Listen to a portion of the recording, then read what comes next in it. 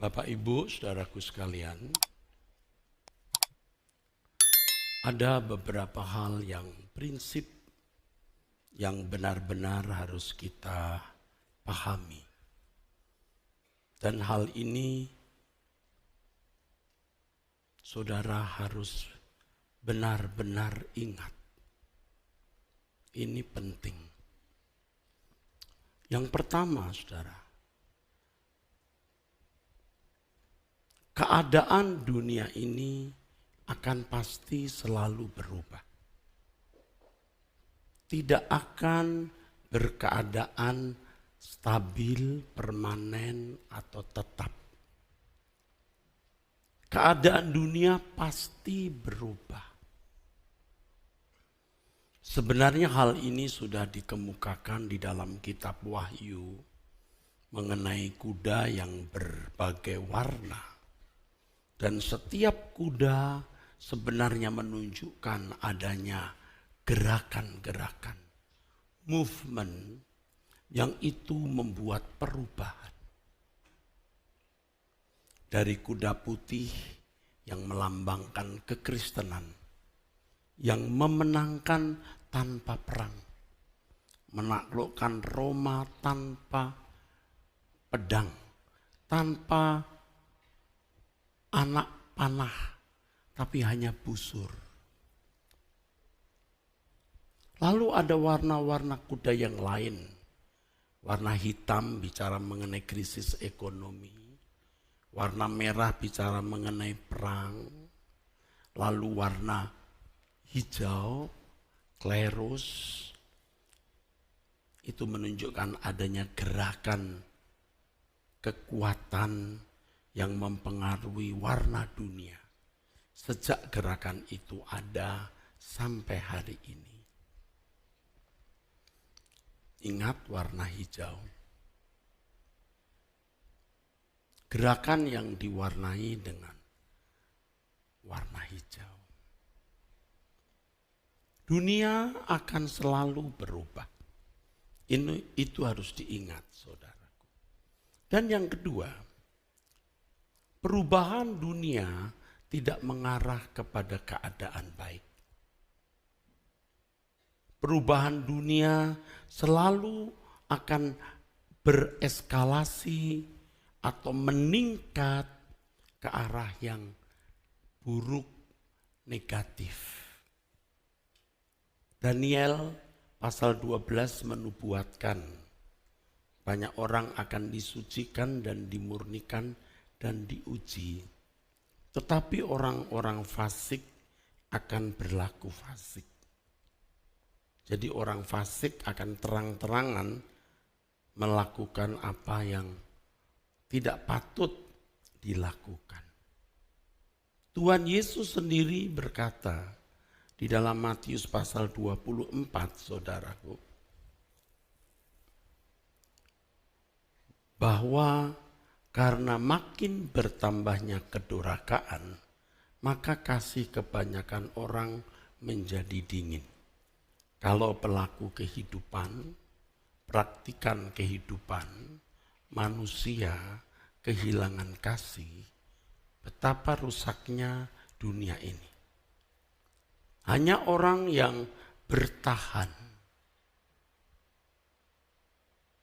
orang yang bertahan atau bertekun sampai pada kesudahannya akan selamat.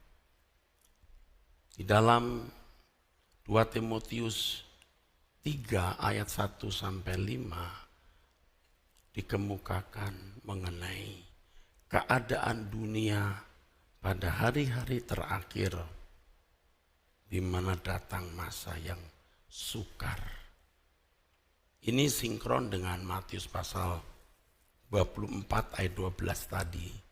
Kedurhakaan, kasih kebanyakan orang menjadi dingin.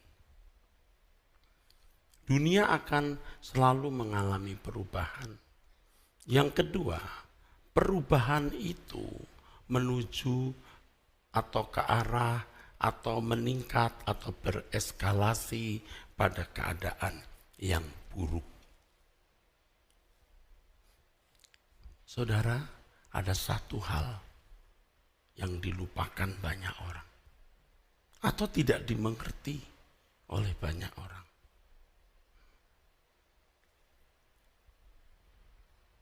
Kalau dunia makin jahat, keadaan dunia berubah, meningkat, bereskalasi negatif. Mestinya manusia, dalam hal ini kita orang percaya, harus memiliki sikap antisipasi, sikap pencegahan, respon yang memadai. Respon yang memadai. Kalau orang berenang misalnya di tepi pantai, yang ombaknya hanya setengah meter, dia boleh berenang rileks. Tapi kalau masuk ke dalam, kalau ombaknya 2 meter, dia harus berantisipasi, saudara. Demikian pula dengan gereja Tuhan. Saya dari kecil Kristen, saudara. Tadi ada satu lagu yang dulu saya kenal dalam bahasa Indonesia, tapi tadi dinyanyikan di dalam bahasa Batak ya. Tapi saya tahu lagu itu. Itu lagu di gereja di mana saya masih kanak-kanak ya waktu itu. Dan itu kemudian menyengat hati saya untuk mengingat peristiwa ketika saya masih ada di gereja orang tua atau gereja masa muda saya atau masa remaja saya, saudara. Kemudian menyasar ke pengalaman masa kecil. Saya masih ingat gereja saya cukup besar. Pendeta yang berkhotbah selalu pakai jubah, pakai selendang. Lalu ayat Alkitab sudah ditulis di papan. Ya, tidak menggunakan kapur tulis tapi menggunakan kayu. Jadi dimasukkan begitu. Misalnya Matius pasal sekian-sekian. Nah.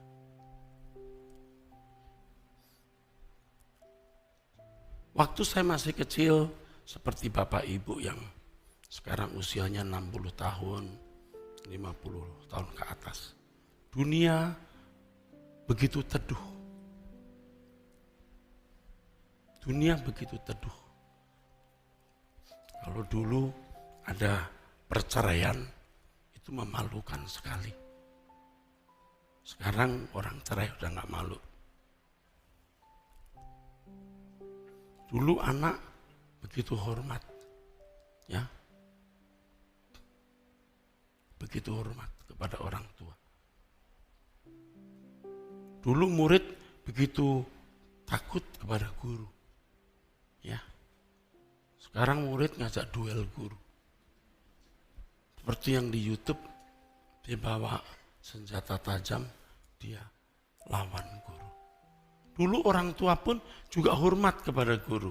Walaupun guru miskin, orang tua lebih kaya, tapi hormat. Kemarin Profesor Paulus yang memberikan ceramah bercerita ya. Yang di acara Ecumenical Conference.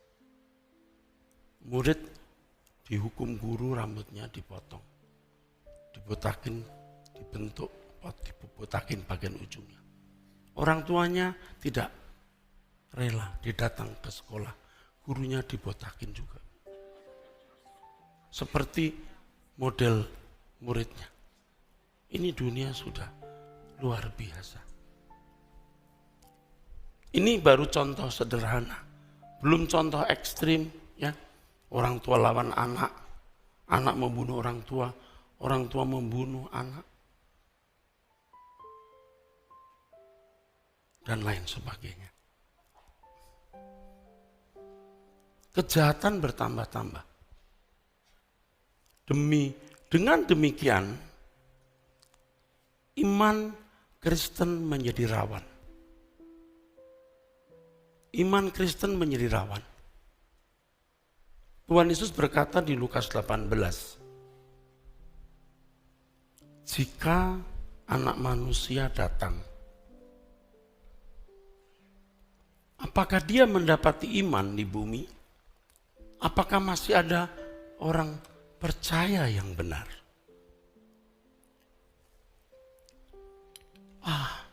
Itu ayat benar-benar menunjukkan betapa rawannya dunia terhadap iman Kristen. Makanya di Injil Matius pasal 24 tadi dikatakan bahwa hanya orang yang bertahan, bertekun sampai akhir yang akan selamat, saudaraku. Hanya orang yang bertekun sampai akhir yang akan selamat. Jadi gereja sebagai komunitas dan lembaga, dan kita sebagai orang Kristen secara individu tidak boleh memiliki kekristenan seperti orang-orang Kristen zaman 30, 40, 50 tahun yang lalu.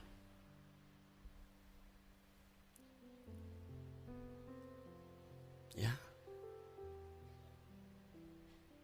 Gereja selaku komunitas, ya. Dan kita secara pribadi tidak boleh menjalankan hidup kekristenan seperti kekristenan 30, 40, 50 tahun yang lalu. Hari Minggu datang ke gereja, nyanyi lagu yang sama, khotbahnya juga sama.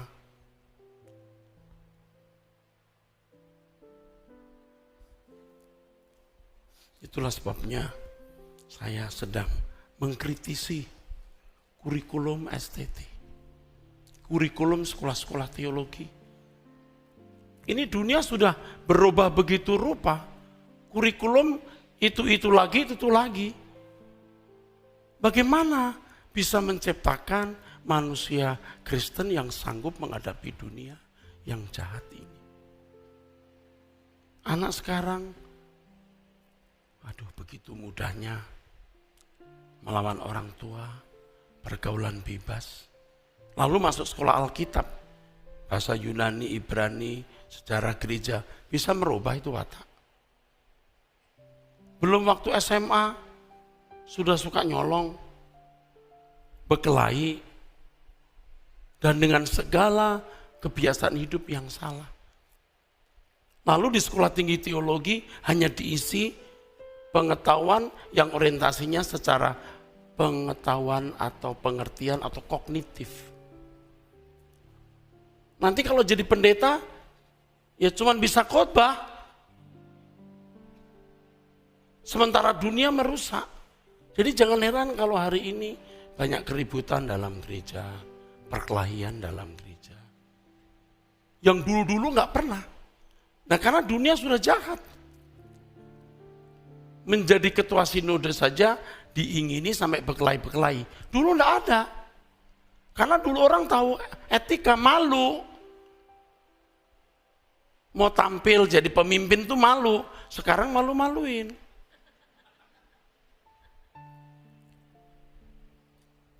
Saya sudah katakan, kebenaran ini membuka pengertian saudara. Itulah sebabnya Batak Bermazmur diadakan. Membuka pikiran saudara.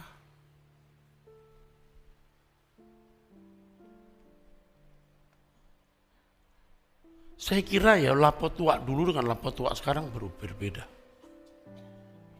Ya dari dulu memang suka minum, tapi sekarang lebih gila saya kira. Bukan hanya minum, narkoba juga mungkin. Waktu saya datang ke lembaga pemasyarakatan, saya lalu bicara-bicara dengan orang di situ, khususnya mereka yang terkena narkoba. Anda tahu waktu itu ya, kebanyakan orang Batak. Serius saudara. Waktu itu ya, waktu saya datang. Mungkin sekarang berubah, saya tidak tahu. Kalau gereja mendidik umatnya dengan pola seperti 30, 40, 50 tahun yang lalu, percuma. Ibarat penyakit sekarang antibiotiknya sudah mesti 500 mg. 50 nggak mati virusnya. Mungkin kalau mau mati 5.000. Loh betul.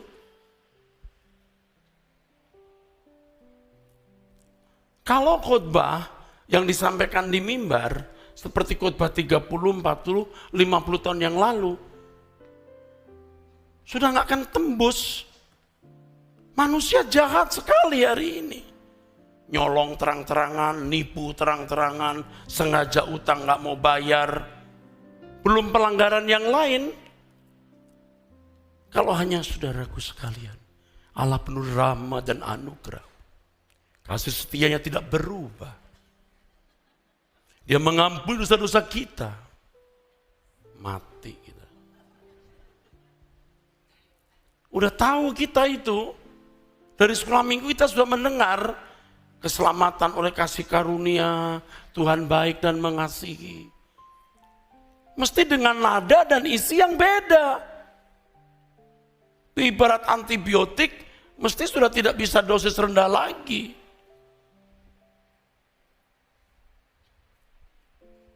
Amin.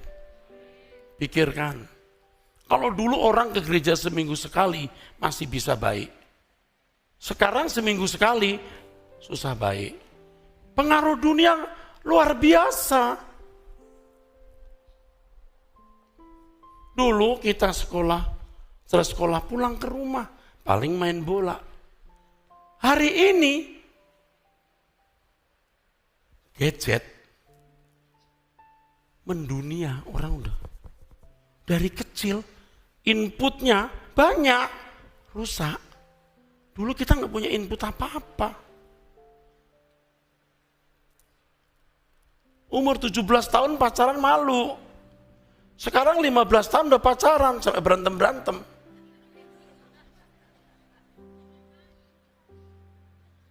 Pusat ini kan masih piye. Coba saudaraku. Lihat anak-anak muda di bawah umur 14-15 tahun.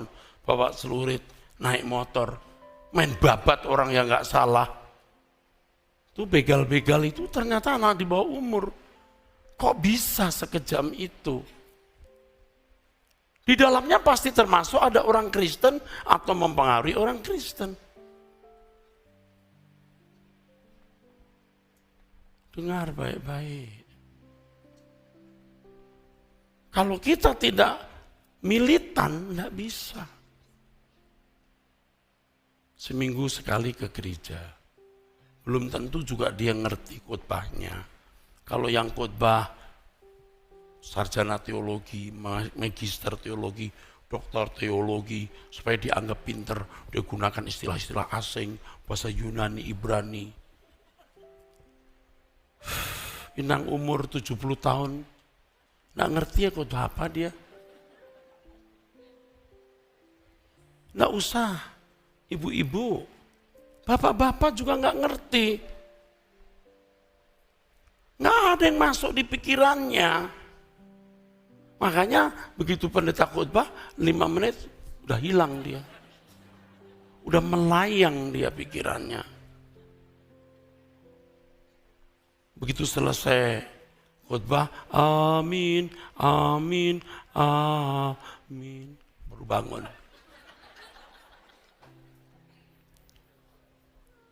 Itu pun karena istrinya berkata, Pap, mulak saudari.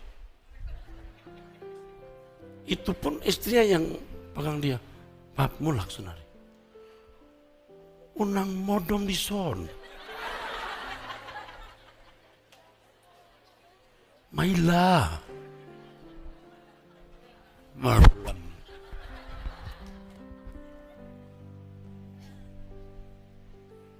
Malah ke gereja, dia lihat lagu nomor berapa.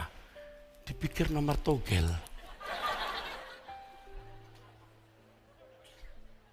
Ya debata, tolong au. Ini nomor.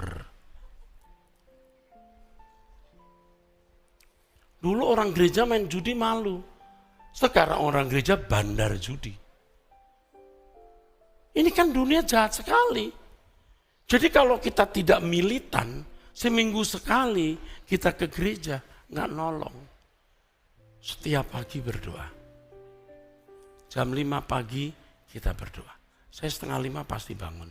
Jam 5 pasti berdoa. Nggak usah saudara, saya pendeta, kalau nggak sungguh-sungguh, kentir, tahu kentir, hanyut. Saya juga punya daging, mata ini juga masih bisa membedakan dolar dan rupiah.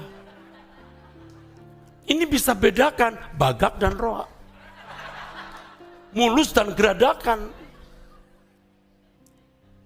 Makanya tiap hari doa, supaya kita sadar, mengupdate penyerahan, mengupdate pertobatan, baru benar. Belum lagi nanti pertengahan minggu, kita datang ke gereja, Batak bermazmur, tidak pernah absen. Saudara dibaharui. Kita harus berani militan, radikal, sungguh-sungguh, tegas, punya integritas, dan punya positioning. Tahu positioning? Punya tempat yang beda dengan dunia. Jadi kalau lingkungan kita berkata A, bertentangan dengan firman Tuhan, kita berkata tidak. Tegas.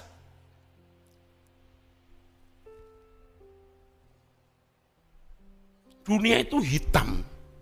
Karena kita takut ditolak, jadi kita nggak mau warna putih, agak abu-abu. Awas loh. Harus berani putih. Ditolak nggak apa-apa. Karena memang firman Tuhan tadi, yang putih tambah putih. Yang kudus tambah kudus. Yang fasik bertambah fasik. Ini bukan lagi masa penuaian, Pak. Beberapa tahun lalu masa menuai. Sekarang penampian. Karena saya nggak tahu gereja masih bicara soal penuaian. Betul, belum selesai. Tapi sudah masuk masa penampian loh. Diguncang.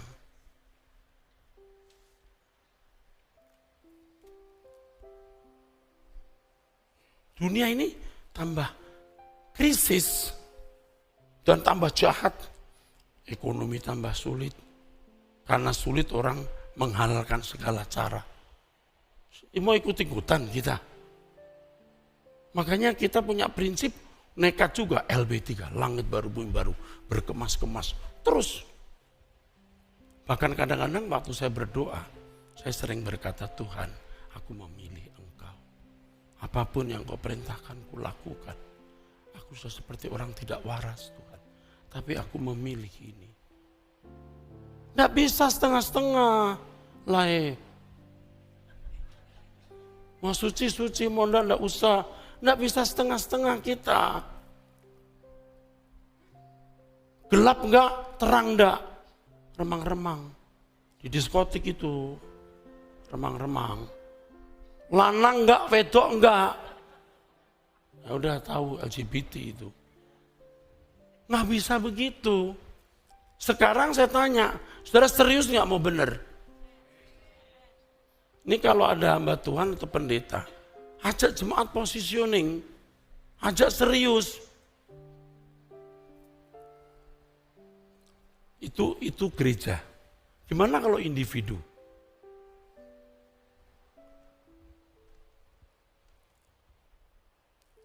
Makin tua, itu makin krisis.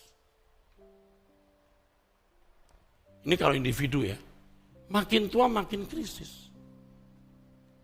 Dia menyerap firman sudah tidak bisa banyak. Waktu muda baca Alkitab 2 jam nggak ngantuk, 3 jam nggak ngantuk. Begitu tua membaca pakai panci begini, karena nggak jelas kan.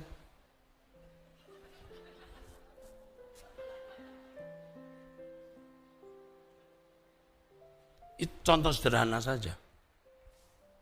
Nggak usah 1 jam, 30 menit udah mulai. kliang-kliang. Umur, waktu muda kita berlutut gitu, 1 jam. Nggak rasa lelah. Sekarang tua, udah nyencok kita. Lihat, makin tua itu makin krisis. Tapi kalau suci, tambah suci. Tapi kalau jahat, makin nggak bisa berubah. Makanya kalau menasihati orang tua yang rusak, itu susah. Ya, dinasihati nggak mau. Sombong rohani lagi. Pendeta lebih muda khotbah, dia begini. Om sudah hidup sebelum dia lahir.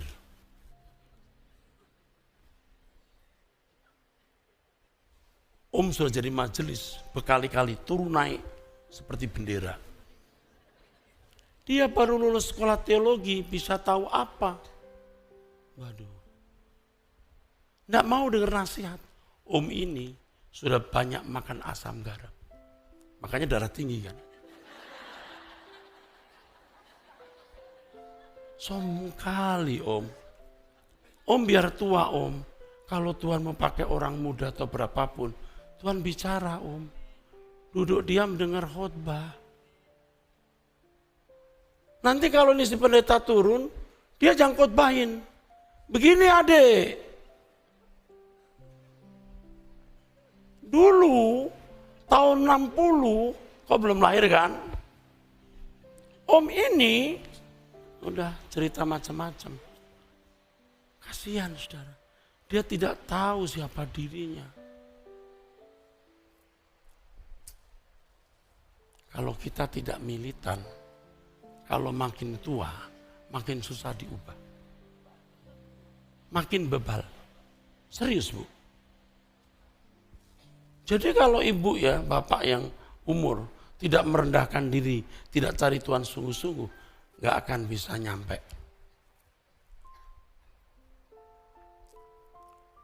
Mengerikan sekali. Jadi makin tua, orang mesti makin menanggalkan. Oh ya, makin tua itu mesti makin menanggalkan keinginan. Kalau tidak segera menanggalkan keinginan, kita tidak akan sempat menjadi seorang yang benar-benar bersih. Nanti akhirnya nggak bisa berubah. Jadi makin tua, bejana hatinya harus makin dikosongkan. Sudah jangan punya keinginan lagi. Jangan berkata, sebelum aku mati, aku mau punya villa di puncak.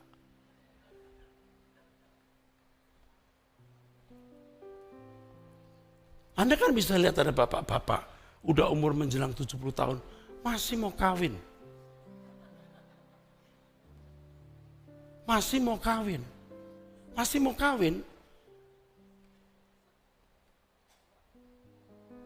Jangan bilang, ya ampun, biasa.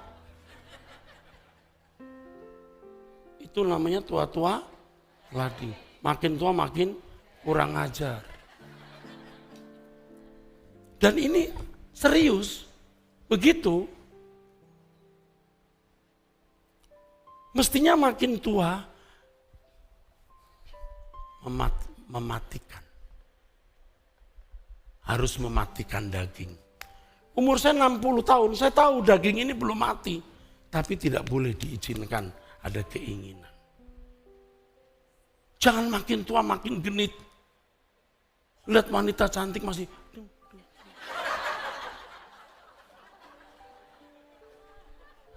Sampai akhirnya waktu mati bukan 2 mata yang nutup, yang sebelah saja. Celaka enggak itu? Orang mati mesti 2 mata tertutup, ini cuma 1. Karena dia main mata. Tua-tua masih. Waktu mati jadi.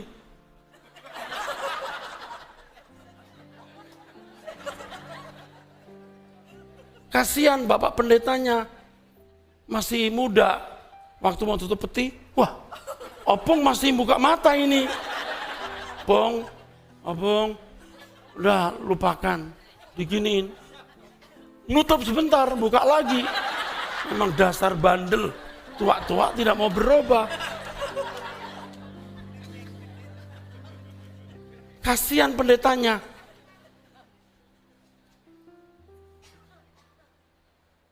Waktu setengah mati saja sudah mati begini. Dibesuk sama teman-teman cucunya yang cantik-cantik. Sempat begini. Untung gak hidup lagi dia.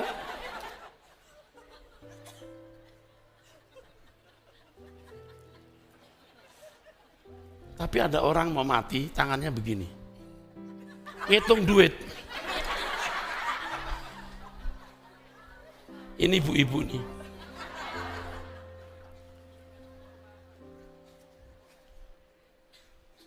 Saya kira ada bapak-bapak di sini masih ada roh genitnya, masih tertarik ada wanita cantik. Awas loh, mati kamu begini loh.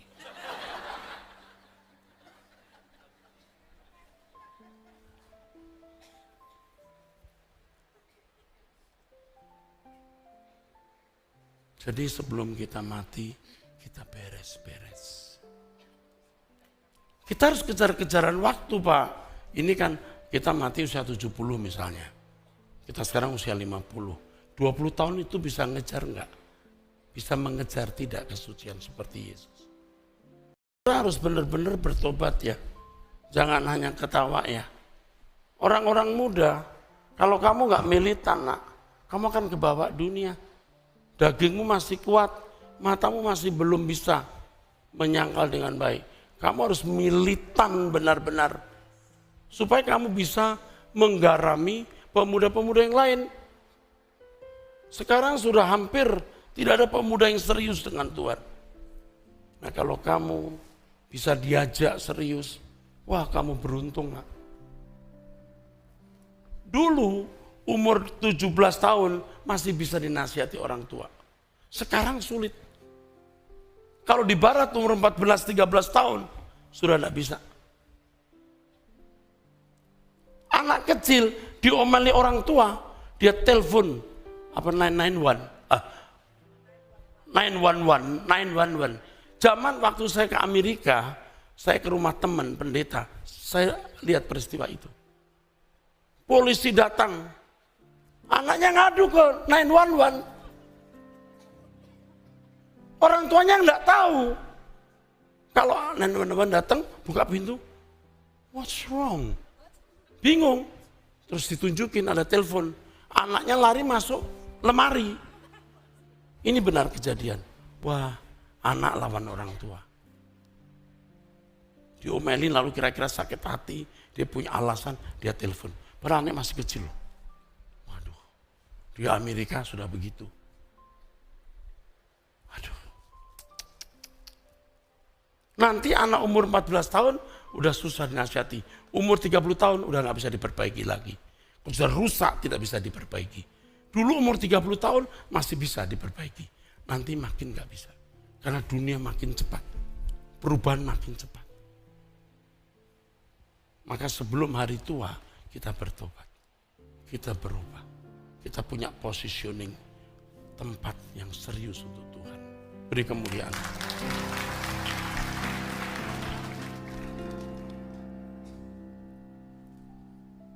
Ini mungkin peringatan terakhir loh.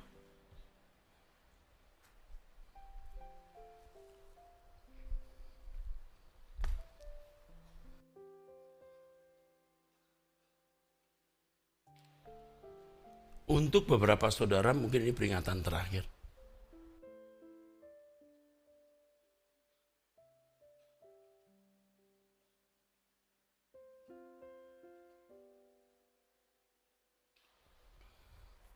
Saya tidak bermaksud mau mengatakan bahwa saya pendeta paling baik, gereja saya gereja paling benar, enggak ya.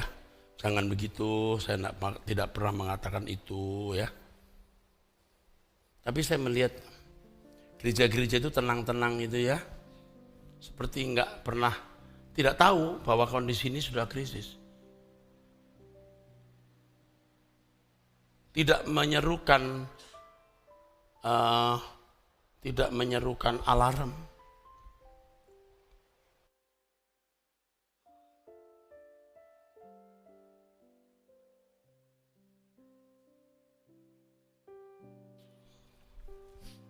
Kalau kita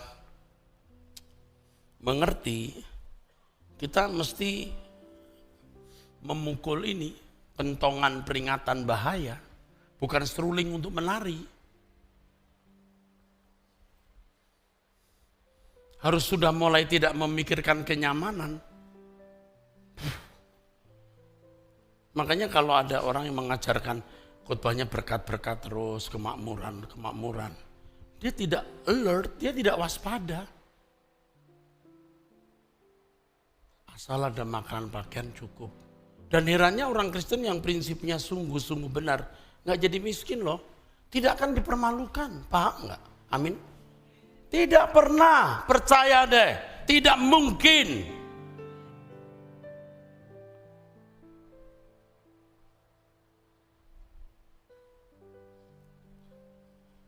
Kita harus berani, bagi hamba Tuhan ya, menabuh genderang perang. Perang melawan kuasa gelap, perang melawan kejahatan, bukan meniup seruling untuk menari. Ini bukan dunia di mana kita ini bisa nyaman. Nah kalau nyanyi nari boleh, harus saudaraku. Kita menari di hadapan Tuhan. Tapi dalam kehidupan kita tidak lagi mengharapkan kenyamanan. Jangan mimpi hidup nyaman. Aduh. Saya tahu.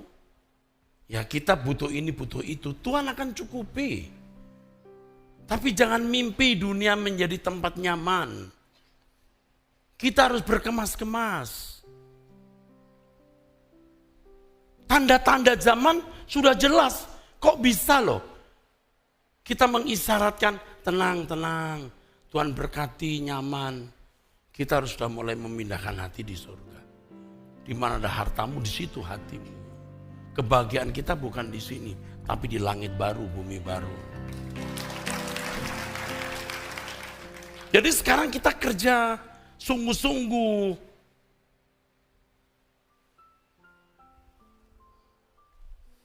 Tadi ada pertanyaan seorang ibu, Mak, saya mau menyekolahkan anak saya di SD, tapi saya bingung. Karena sekolah Kristen jauh, 45 menit dari rumah kami. Itu pun naik kendaraan. Kalau rumah dekat, aduh saya kadang-kadang sedih ya. Gereja ini mensponsori, saya tidak tahu apakah masih Pak ya, masih ya. Sekolah-sekolah Kristen yang bangkrut di daerah Jawa Tengah, beberapa. Supaya tidak jadi bangkrut kita suplai gaji gurunya. Sebab banyak orang Kristen yang anak-anaknya ingin dididik. Paham ya? Sampai hari ini kita masih sponsori Pak. Ada sekolah yang jadi cagar alam bisa diambil pemerintah. Karena sekolahnya tutup. Diambil pemerintah daerah maksudnya. Tapi supaya sekolahnya nggak tutup kita suplai terus. Supaya tempat itu tetap dimiliki oleh yayasan Kristen. Bukan yayasan kita Pak. Dan itu masih ada beberapa.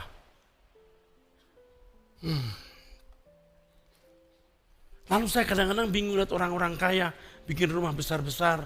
Kok nggak mikirin nasib orang-orang begitu ya? Hah? Kenapa saya buka STT Ekumene? Orang GSKI-nya mungkin hanya 20-25%. Selebihnya bukan dari GSKI.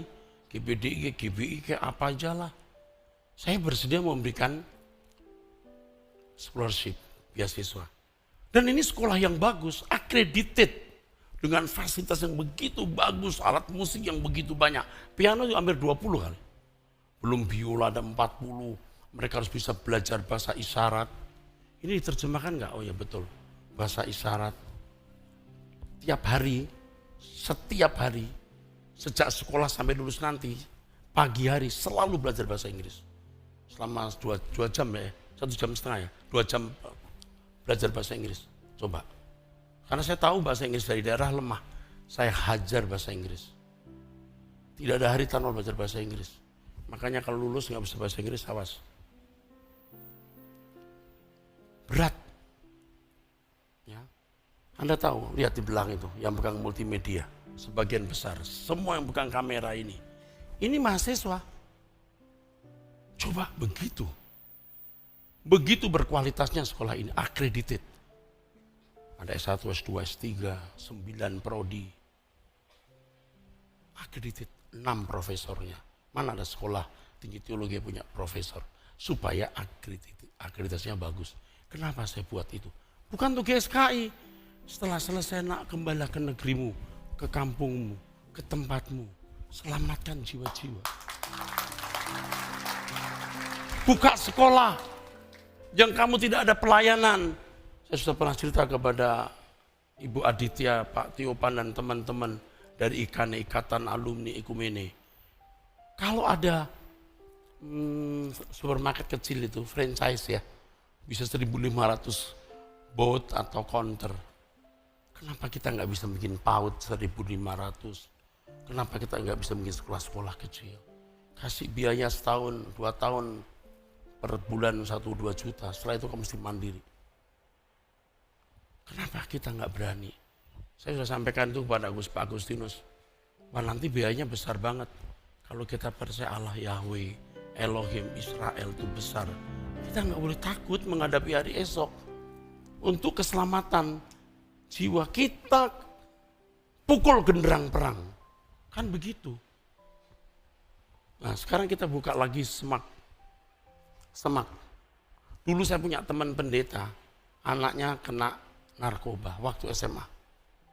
Itu menjadi semacam obsesi ya di dalam diri saya, membangun SMA yang bersih dari narkoba, yang tiap hari udah disetting, tiap hari ada firman dari suara kebenaran, tiap hari. Nanti hari terakhir Jumat saya bisa tampil. Kenapa begitu Pak?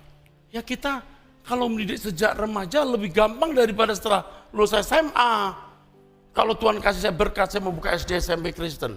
SD Sekolah Dasar Teologi Kristen. Sekolah menengah pertama Teologi Kristen. Baru Sekolah Menengah Agama Kristen. Seperti persis SD SMP, mata kuliahnya persis. Mata pelajarannya persis mata pelajarannya. Bedanya apa? Ada pengetahuan Alkitab, itu bedanya.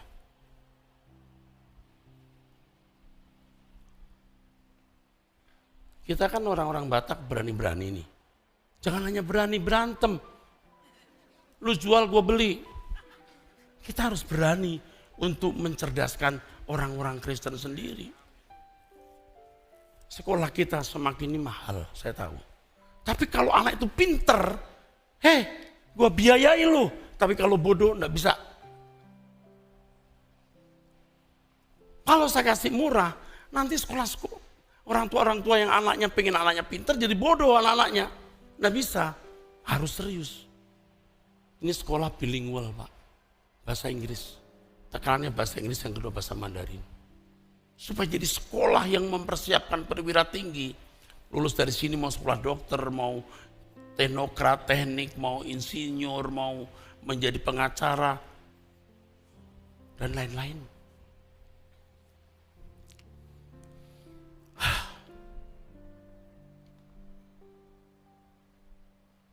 Banyak cita-cita yang harus saya percakapkan dengan Tuhan, jangan kebablasannya. STT Ekumene suatu hari juga pasti kalau Tuhan izinkan punya fakultas hukum. Orang Batak harus sekolah di sini supaya jadi orang Batak yang baik. Jadi pengacara yang takut Tuhan.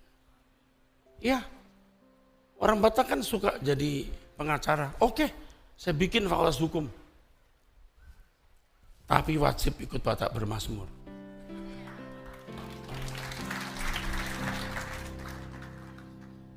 Kita sudah nggak bisa mikirin diri sendiri Pak.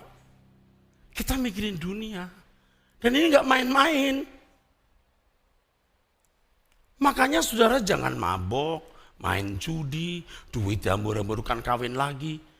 Masuk neraka kamu. Aduh, kok nggak takut loh. Ibu-ibu jangan bersolek melulu, beli barang-barang mewah. Bantu pekerjaan Tuhan. Ini bukan malam dana ya. Saya maksudnya jangan hambur-hamburkan uang untuk hal yang sia-sia. Nah, kita makin tua akan makin susah berubah kalau tidak sejak dini kita berubah. Dunia ini akan makin jahat loh.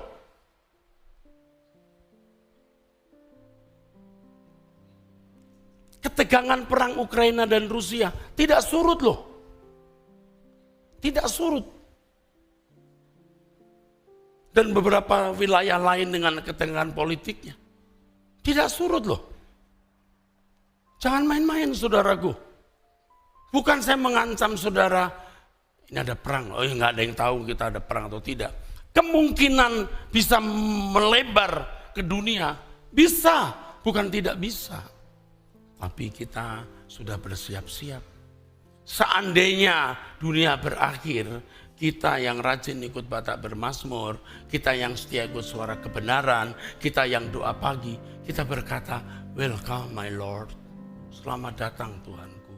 Pick me up. Pick us up.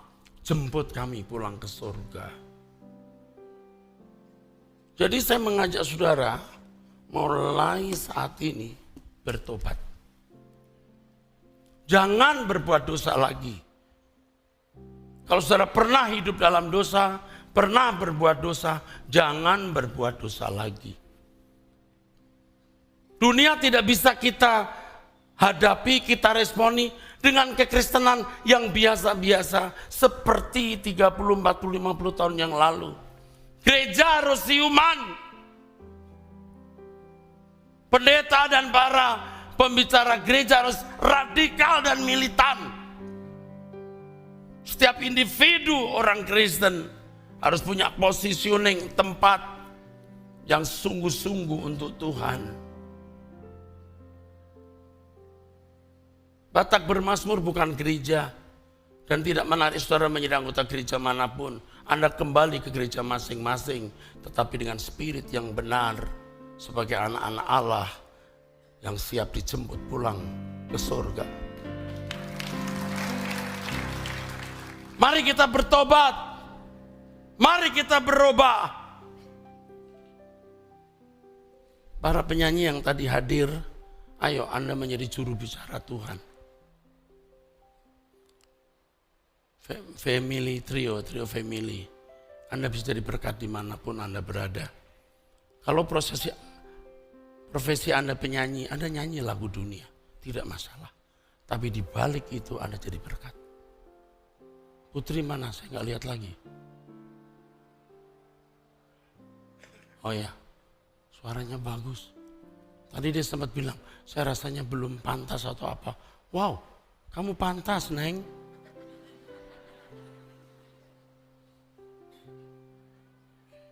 Your voice so beautiful and your face beautiful also.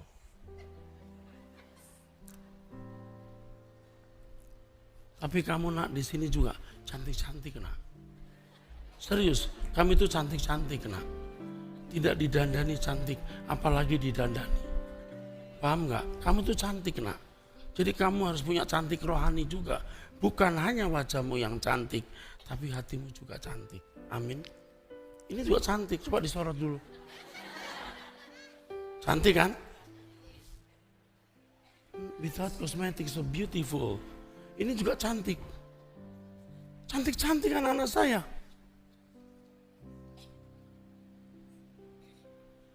Yang muda-muda, laki-laki, ganteng-ganteng. Serius. Udah ganteng, gagah, lebih tinggi dari saya. Gagah-gagah. Tapi bukan hanya tampangmu yang gagah, rohanimu harus gagah juga.